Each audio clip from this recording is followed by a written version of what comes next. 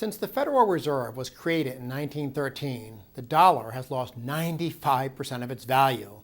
The Fed also bears a lot of blame for the Great Depression, the 1970s stagflation, and the recent financial crisis.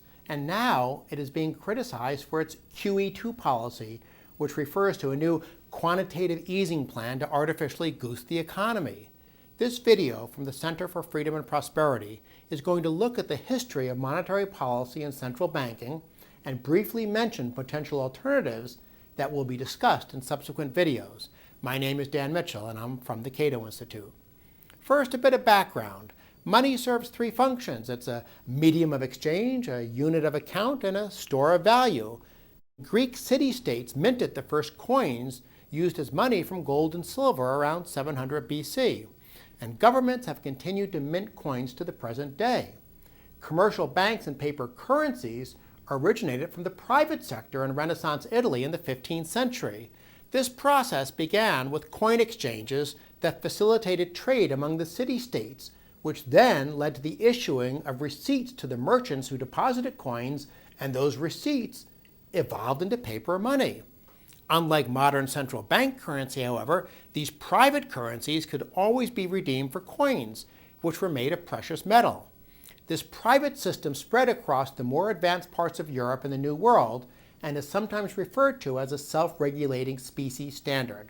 That's fascinating, at least to libertarians like me, but then things got really interesting. The next two developments, which evolved in different nations beginning more than 300 years ago, were free banking and central banking. As you'll see, these were radically different approaches. Free banking is sort of like the private currency system we just described, but it was even more laissez-faire. Banks could issue currency under any conditions consumers were willing to accept.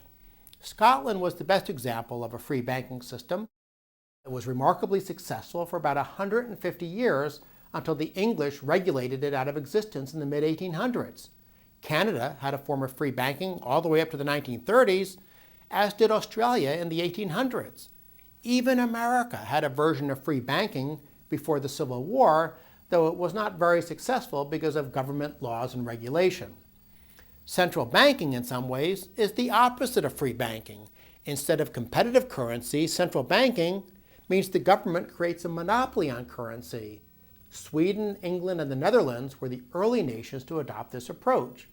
Not surprisingly, there often were unseemly reasons for the creation of a monopoly central bank. In England, for instance, the Bank of England was given a monopoly on currency issue in the late 1600s in exchange for giving advantageous loans to the government.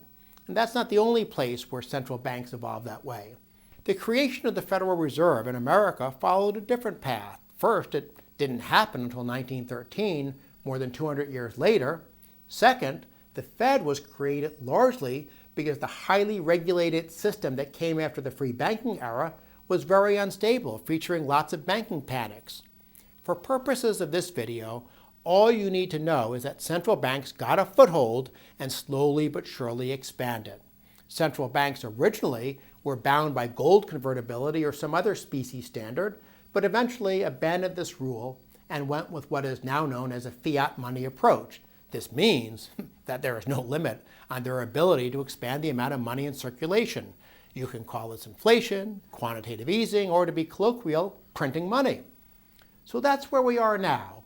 We have a system of central banking that has not done a very good job, to put it mildly. The challenge is figuring out whether it's possible to replace the Fed with some other system. This video is just the first of several on monetary policy, so we're going to tease you with a sneak peek at some of the options we'll discuss in the future. Should we have a gold standard, and if we do, how should it work? Should we have free banking, as economists such as George Selgin and Larry White have proposed? Or can we figure out some sort of rule-based system to restrict central banks to prevent governments from debasing currencies? As they say, stay tuned. On behalf of the Center for Freedom and Prosperity, thanks for watching.